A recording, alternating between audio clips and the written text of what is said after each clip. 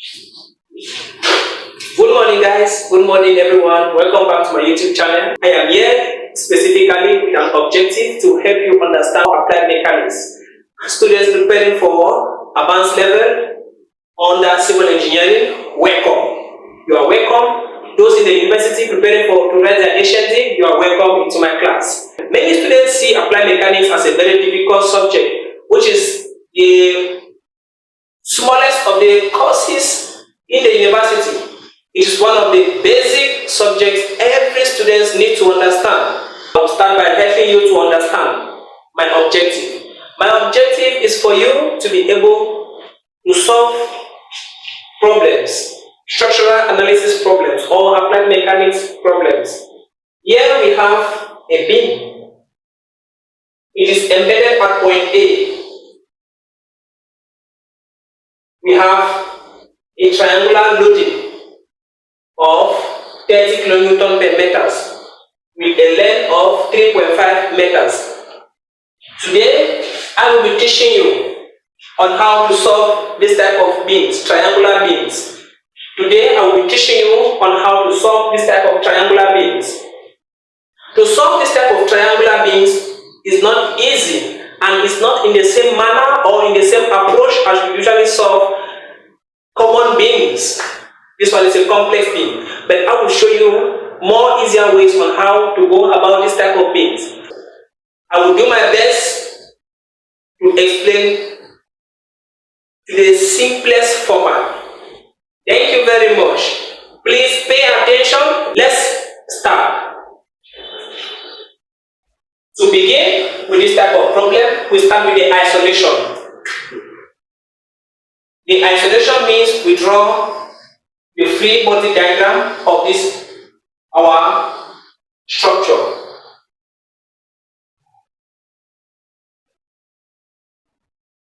Like this. This is the isolation. Now we want to isolate this beam. To isolate a triangular beam, there are things we need to take into cognizance. There are things we need to take into considerations before isolating a triangular beam. First, we consider it in this format.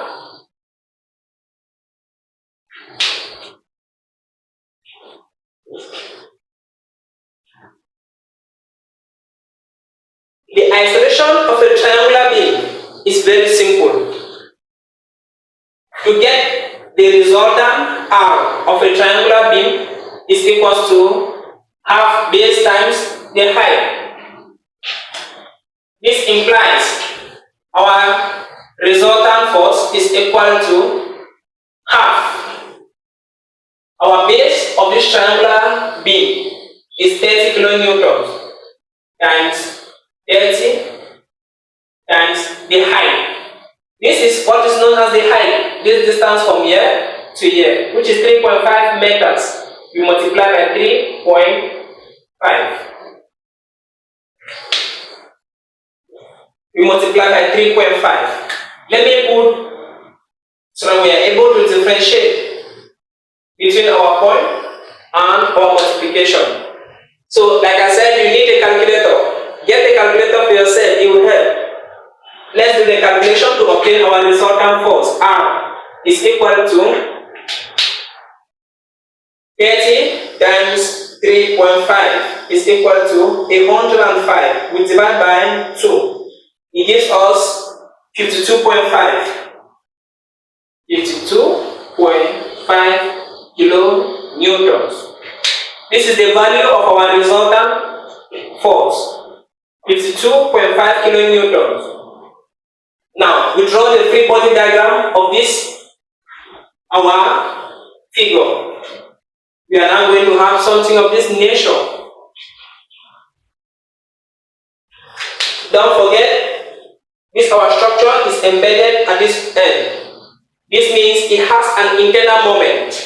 It has an internal moment, which will be represented like this. Let's name it mu1. And we have the reactions RAX, RAY, and we have this our resultant force. We have our point B. This is our point A. Please take note, to place the resultant force, we take 1/3. We take 1/3 from the bigger base of this. So we take 1/3 of this total distance, 1/3 of 3.5. And from the smaller base, we take 2/3 of 3.5. So when we take 1/3 of 3.5, we are going to have 3.5 divided by 3, 1.6. So our resultant force we place at a distance 1.66 from RA. So we obtain our resultant force to be 52.5 kilonewton. So if we have this, our distance, we simply take 3.5 minus 1.66 to obtain the other distance.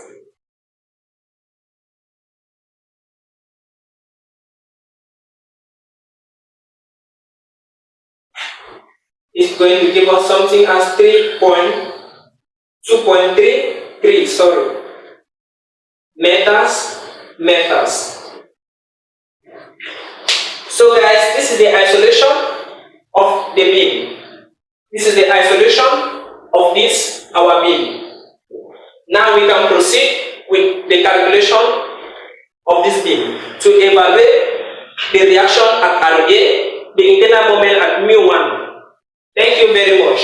Don't forget, this is a cantilever beam. It is supported at one end.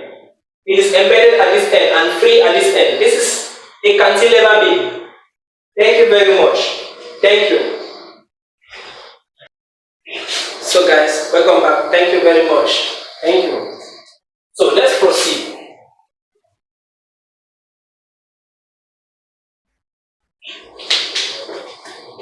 We choose our orientation, X. We are choosing the positive orientation, and this is the sense of our moment. We now have Y. Thank you. Each time you are solving, make sure to choose an orientation.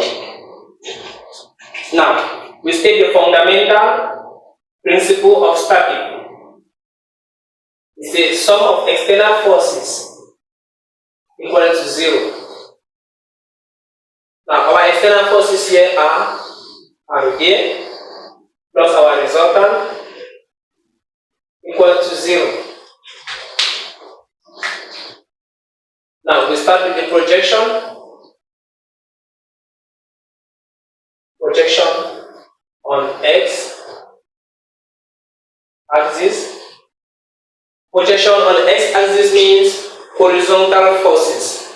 When we come back to our beam, our isolated beam, we discover we have just one horizontal force. So we are going to have RAX is equal to 0. We now move to projection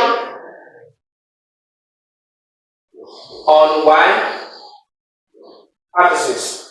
Projection on Y axis means forces that work vertically.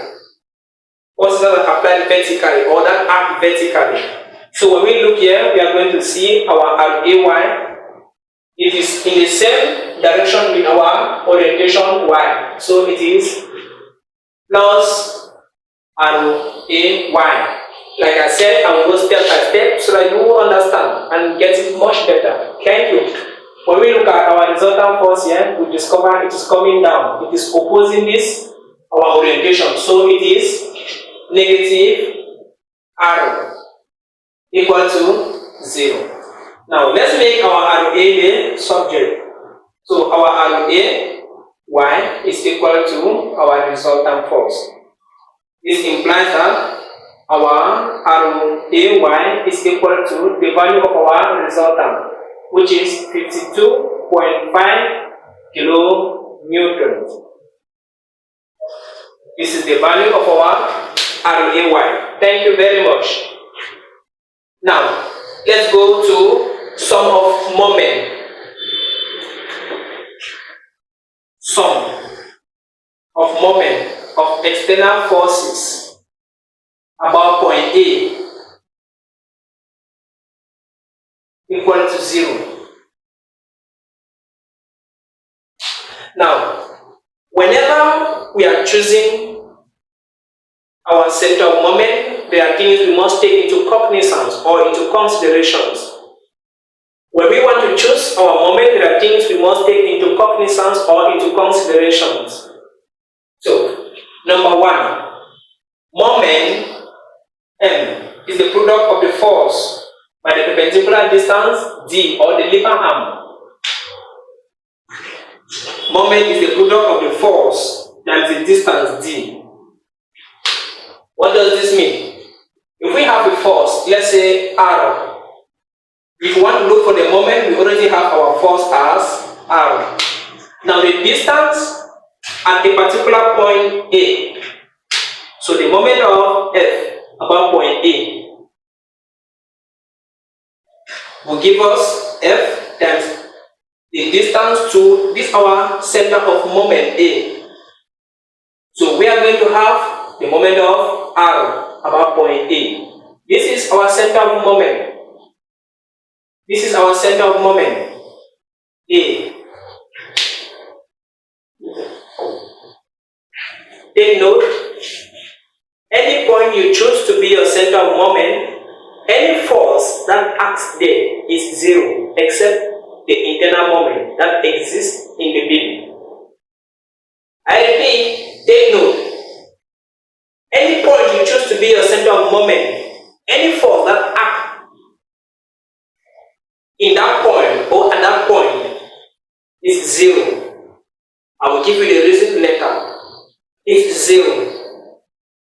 Except the internal moment that exists in the beam. Thank you.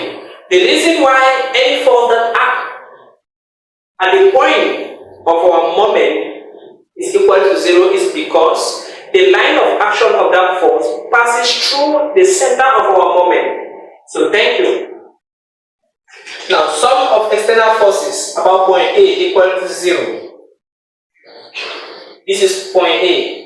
The moment of RAX about point A is 0. The moment of RAY about point A is 0. Why? Because the line of action passed through our center of moment.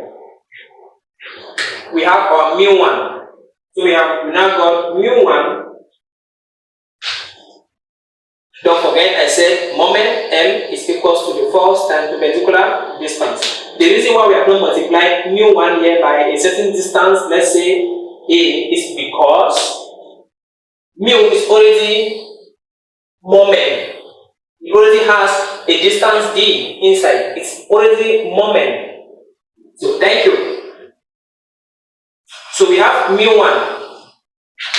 We look for the moment of our resultant force. Our moment is rotating in this direction, in the anti-clockwise direction, like this. We discover that our resultant force is pointing down, is coming down, and the sense of rotation of our moment is going up. So it is opposing. When it is opposing, it gets a negative sign. So negative arrow into the distance. Don't forget I told you moment is the force by the perpendicular distance. So when we get r, we multiply it by the distance from the center of our moment. So the distance from r to our center of moment is 1.66. 1.66. We equate it equal to 0. Thank you very much. This means our mu1 is equal to r into 1.66. Mu1 is equal to the value for our r there we got was 52.5 into 1.66. So mu1 is equal to, like I said, your calculator, 52.5 times 1.66. It gives us 87.15 kilonewtons. So this is our value for mu1.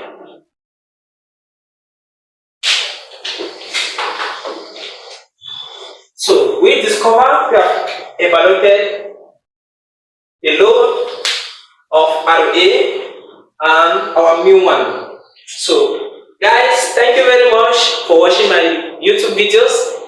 Please make sure you subscribe.